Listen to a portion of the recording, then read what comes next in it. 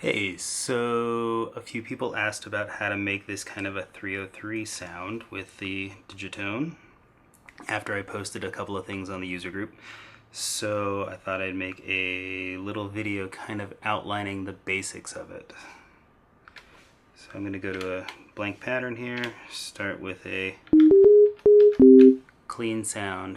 The first step is going to be mostly getting that 303 kind of tone. Super simple to do. Basically, we're going to set our A ratio, the modulator, to 2 to 1, single on the carrier here. And so from there, we're going to add just a little bit of mod.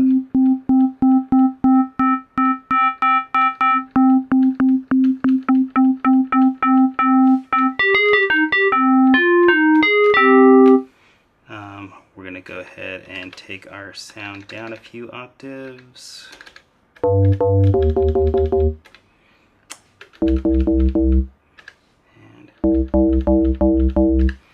we also will want to take our detune up a little bit, just get a little bit of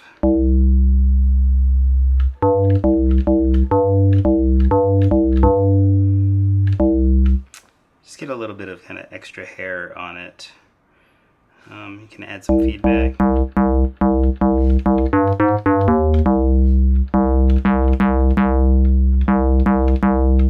Nothing too crazy.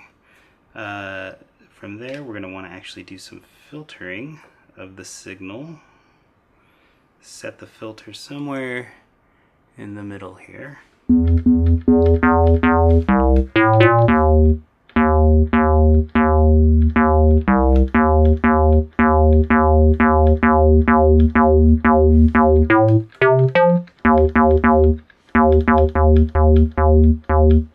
Might have had a little too much modulation happening.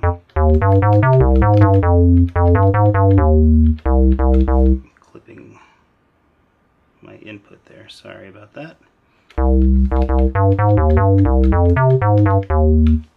And that's going to go a long way towards selling that sound.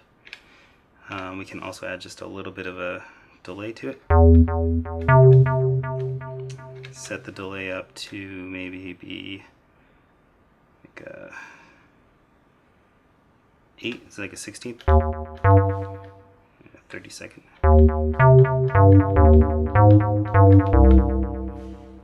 Turn this down a little again, sorry. Okay, so now the real trick to this sound is coming up with a slide, which the Digitone doesn't normally have a Portamento function. So to get a Portamento function, we're going to assign one of the LFOs to our pitch, which you should be able to see here, pitch all. And doesn't sound like Portamento yet.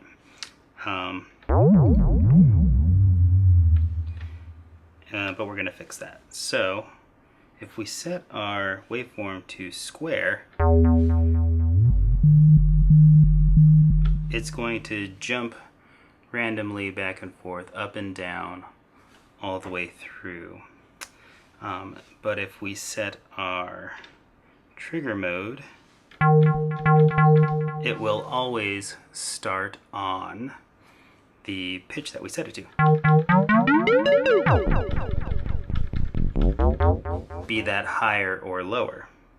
If we set the speed of the LFO to 0, like so,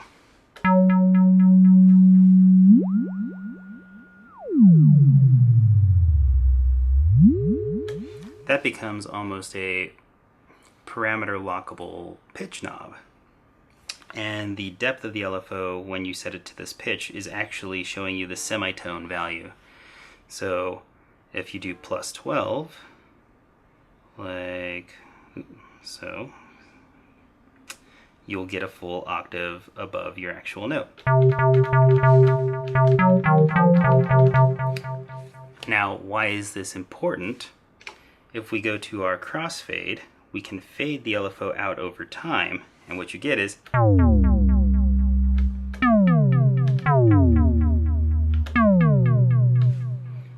you get a slide. You can also start from your note and fade up. I like just kind of setting it somewhere around 43, 42. And set my depth back to 0, because now all we need to do is make a pattern and figure out the note difference between the two trigs. So let's go ahead and set some trigs up here. Let's do 1 and maybe 2, 1, 1, 1.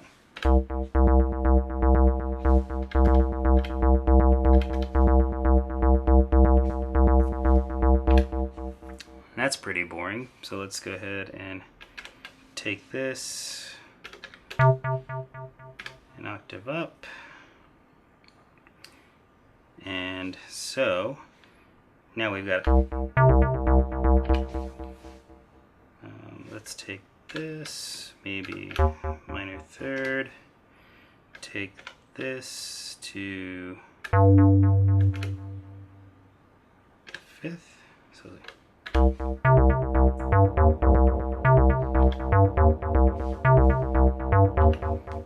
getting closer.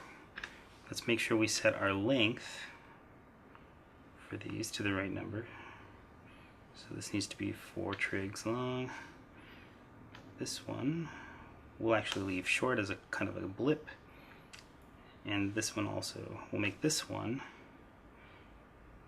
an 8th note. And make this one 3 notes. So we have.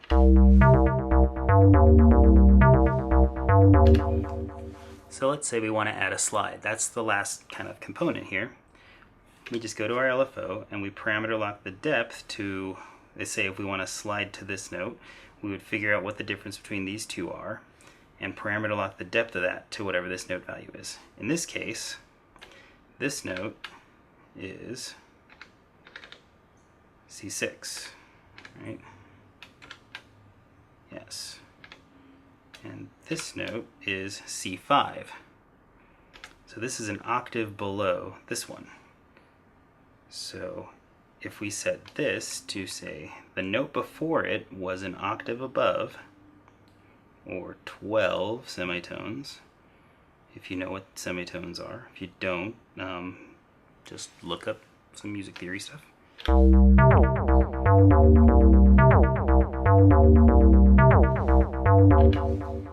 Getting closer, right? See where we're going? Alright, so now from here, where we are, C5 to G5. So this, let's say we want to slide up here. This is going to be a 5th below, which, or technically it's a 4th below.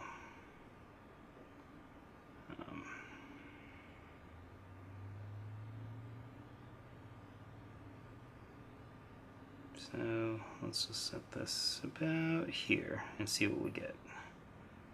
Might have overshot it.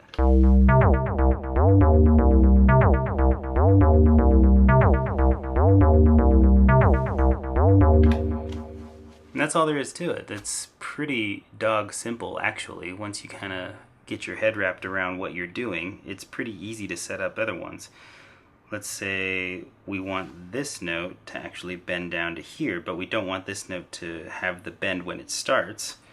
What you can do is actually throw a function plus trig to put a silent trigger on here, and we can actually bend this down. So this note is what? D sharp 5, so a 3rd. So here we're going to set it down to the C.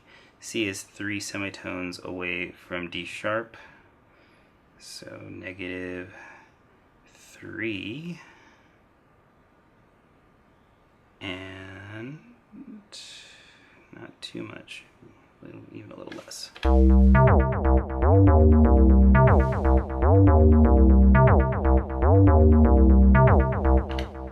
That might actually need here instead.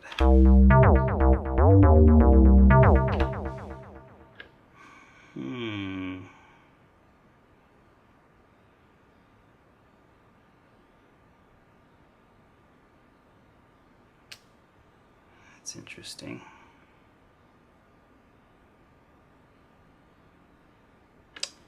Why that's not working.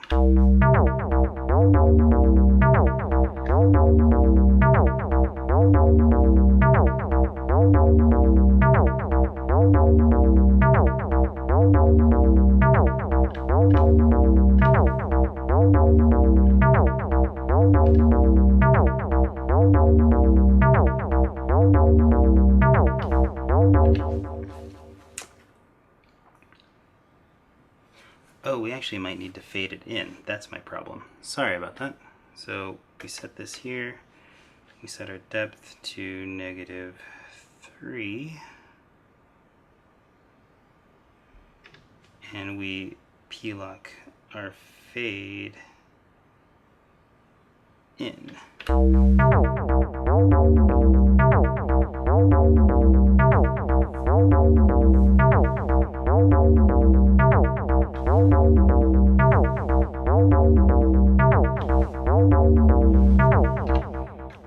Copy, paste, clear that, set our fade a little more aggressively.